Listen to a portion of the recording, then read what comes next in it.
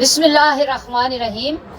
سورہ مزمل 29ویں پارے میں ہے۔ اس کے 2 رکوع ہیں، 20 آیتیں ہیں اور 285 کلمات ہیں اس کے۔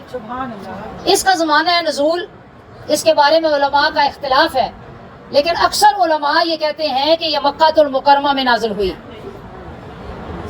لیکن حضرت حسن بصری کہتے ہیں کہ نہیں، اس کا پہلا رکوع مکی ہے اور دوسرا رکوع مدنی ہے، یعنی ایک رکوع مکہ میں نازل ہوا اور دوسرا رکوع مدینہ میں نازل ہوا۔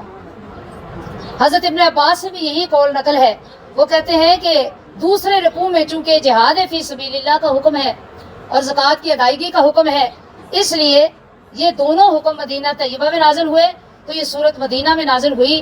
ہم اس کے بارے میں کوئی اختلاف نہیں کرتے، جو ہمارے بزرگوں نے سلف صالحین نے کہہ دیا ہمارا اس پہ ایمان ہے۔ اب یہ جو یا ایھا المزمل سے شروع ہوتی ہے یہ سورہ مبارکہ، تو اس میں آقا علیہ الصلوۃ والسلام کو سحر خیزی کی، یعنی صبح تہجد کے ٹائم اٹھنے کی تلقین فرمائی گئی ہے کہ میرے محبوب رات کا نصف حصہ آپ نے آرام کر لیا، سو لیا، اب جو آدھا اگلا حصہ ہے نا وہ میرا اور آپ کا ہے۔ اب آرام کرنے کے بعد اگلا وقت سونے میرے ساتھ راز و نیاز کا ہے، میرے ساتھ اپنی وحی کی زبان سے پیار اور محبت کی باتیں کرنے کا ہے۔ اور وہ باتیں کیا تھی کہ حضور قیام میں کھڑے ہوتے، تلاوت کرتے قرآن کی، تو رب کائنات عرش اعظم پر آپ کا قرآن سنتا۔ سبحان اللہ۔ اور رات کی خاموشیاں، رات کے سناٹوں کو میرے سرکار کی رسیلی اور پیاری آواز اور سریلی آواز سناٹوں کو توڑتی چلی جاتی، جدھر جدھر یہ آواز جاتی وہ سناٹے بھی حضور کی ثنا کرتے، وہ سناٹے بھی ذکر الہی سے گونج اٹھتے، وہ حضور کا نام سن کر، حضور کی زبان سے تلاوت سن کر وہ بھی محو عبادت ہو جاتے۔ یہ وقت وہ وقت ہے، تہجد کا وقت، جب اللہ کے اسرار کھلتے ہیں، پوشیدہ راز واضح ہوتے ہیں۔ تو میرے آقا صلی اللہ علیہ وسلم سے بڑھ کر ان اسرار کو سمجھنے والا کون ہو سکتا ہے؟ فرمایا حبیب ایسا نہ ہو کہ وہ اسرار آپ کا انتظار کرتے رہے، وہ میرے راز جو آپ کے لیے میں نے رکھے ہیں وہ آپ کے منتظر رہے اور آپ نیند میں رہے۔ نہیں سونیا، میرے قریب آ، قیام میں کھڑا ہو، سجدے میں جا، رکوع میں جا، مجھ سے باتیں کر تو وہ سارے پردے میں اٹھا دوں جو تیرے لیے ہیں، تیرے لیے ہیں۔ تو فرمایا کہ آقا علیہ الصلوۃ والسلام سے کہ آپ رات کے کچھ حصے میں اٹھا کریں، تو فرمایا سرکار نے ادبانی ربی فاحسن تادیبی، میرے رب نے مجھے ادب سکھایا اور ادب سکھانے میں کمال کر دیا۔ مجھے بتائیے جب بندہ ایک بڑی بے نیازی کے، محبت کے، تڑپ کے اور کچھ حاصل کرنے کی صحیح میں، کوشش میں، ادا میں کھڑا ہوتا ہے، تو اس وقت اس کی اللہ کے ساتھ کنیکشن کا عالم کیا ہوتا ہے۔ ایک بندے کی میں بات کر رہی ہوں، ایک امتی کی، لیکن جب سرکار اپنا کنیکشن رب العزت سے جوڑتے ہوں گے تو آپ کی ادا کا عالم کیا ہوگا؟ صلی اللہ علیہ وآلہ وسلم۔ تو حضور نبی کریم صلی اللہ علیہ وسلم کو اللہ رب العزت نے سحر خیزی کا حکم دیا اس سورہ مبارکہ میں، اور کہا بیدار بھی ہونا ہے اور ذوق و شوق سے ہونا ہے۔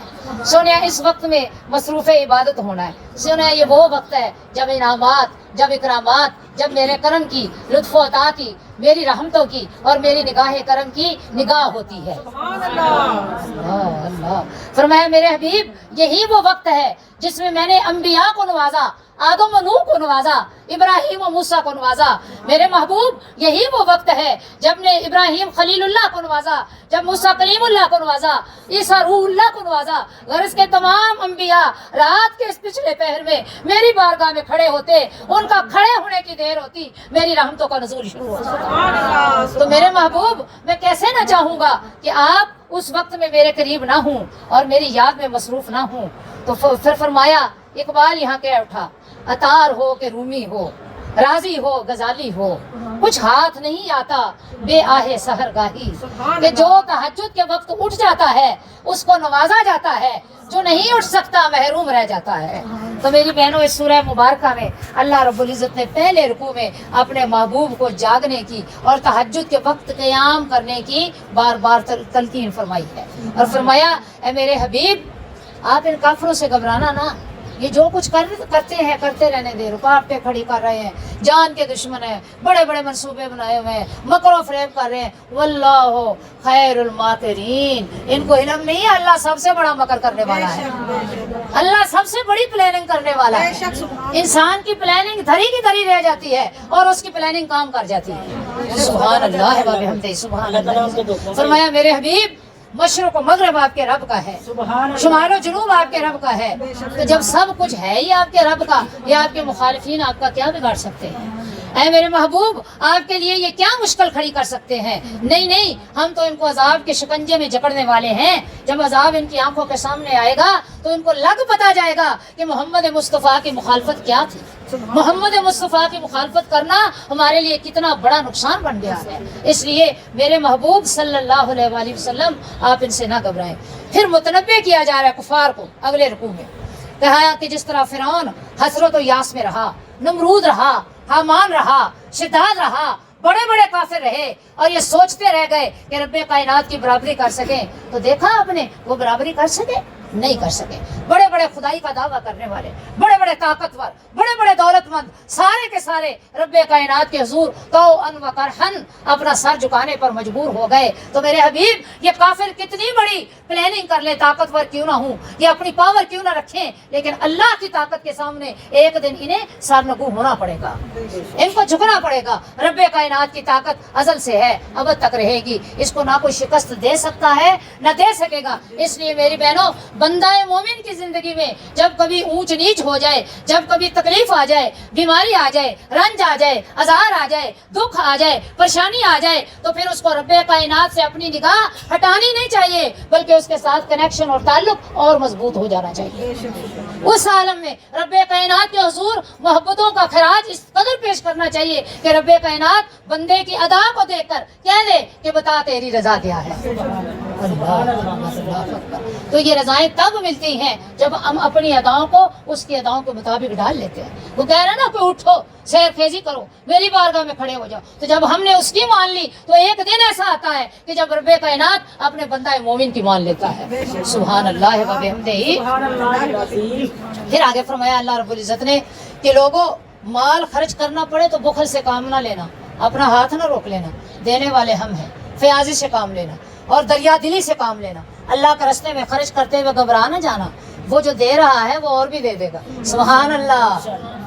اگر تم ہاتھ اپنا روک لو گے تو وہ بھی اپنا ہاتھ روک لے گا۔ اللہ اللہ، کیوں؟ وہ بخیل کو پسند نہیں کرتا، بخیل کو، بخیلی کرنے والے کو، کنجوسی کرنے والے کو اللہ رب العزت پسند نہیں کرتا۔ جو اپنا ہاتھ کھلا رکھتے ہیں اور اللہ کی بارگاہ میں خرچ کرتے رہتے ہیں، اللہ ان کو اپنی شان کے مطابق عطا کرتا ہے۔ سبحان اللہ، ان کی شان کے مطابق نہیں، اپنی شان کے مطابق عطا کرتا ہے۔ سبحان اللہ، اپنی بادشاہت اور اپنے رتبے کے مطابق انہیں عطا کرتا ہے۔ پھر فرمایا کہ رب کائنات کو جب قرض کی ضرورت پڑ جائے تو قرض بھی دینا ہے۔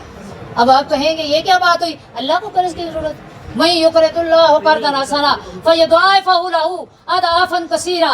اللہ کہتے ہیں کہ تم میں سے کوئی ہے جو مجھے قرض دے تاکہ میں کل اسے دگنا کر کے واپس لوٹاؤں۔ مطلب یہ کہ نیکی کے کاموں میں خرچ کرتے ہوئے پیچھے نہ ہٹیں، نیکی کے جتنے کام ہیں وہ اللہ کو قرض دینا ہے۔ سبحان اللہ، ان پہ خرچ کرنا، اسلام کی اشاعت پہ، سربلندی پہ، قرآن کی اشاعت پہ، دعوت پہ، سربلندی پہ، جامعات پہ، یہ جتنے بھی مدعات ہیں خرچ کرنے کی، ان پر خرچ کرنا، علماء کی خدمت کرنا، یہ سب نیکی کے کام ہے۔ تو فرمایا جو یہ نیکی کے کام کرتا رہے گا وہ اللہ کو قرض دے رہا ہے۔ کل قیامت والے دن تم تو کمیٹیاں ڈالتی ہو تو جتنے دیتی ہے اتنے ہی واپس ملتے ہیں، لیکن رب کے حضور دو گے تو 1 گنا دو گے 70 گنا ملے گا۔ وہ خسارہ نہیں ہوگا، نقصان نہیں ہوگا، اور اللہ چاہے تو 70 سے بھی زیادہ 100 گنا عطا کر سکتا ہے۔ کیوں؟ آپ دیکھتے نہیں ہو گندم کی بالی کے لیے 1 دانہ بویا جاتا ہے اور اس پر اوپر کتنی بالیاں ہوتی ہیں، ہر بالی کے اوپر کتنے دانے ہوتے ہیں، 100 دانے، اور اللہ چاہے تو اس سے بھی زیادہ عطا کر سکتا ہے۔